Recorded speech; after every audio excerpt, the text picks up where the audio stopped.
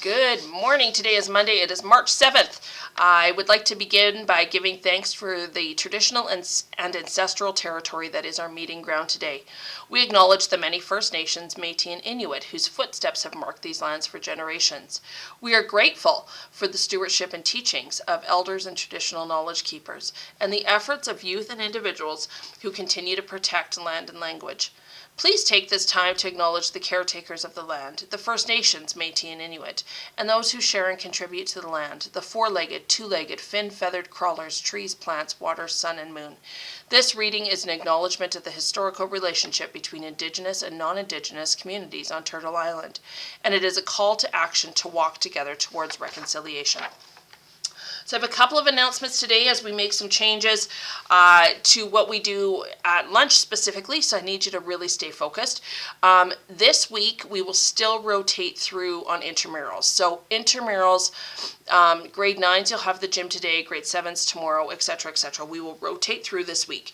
As we move into next week, then Mr. Ezio is going to be making a list of different sports, and you can come and show up and play for those different sports, and they will be multi-graded. So that will happen as we continue through March. The goal is to have everybody back outside for lunch again, but we're not quite there yet with the weather. So that will be happening. Also, Mr. Ezio would like me to let you know that badminton season is starting, and there is a sign up in your Wolfpack Google Classroom. So please, please, please take a look at that.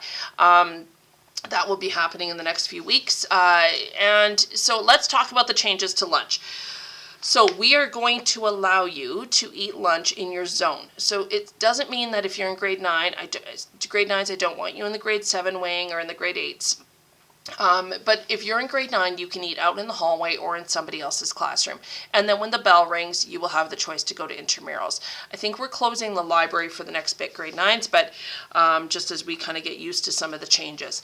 You are also responsible for cleaning up your space. So if you do eat anywhere out in the hallways, you need to be cleaning up. And I will be coming around and assisting with that, but we do need to take care of our spaces, okay?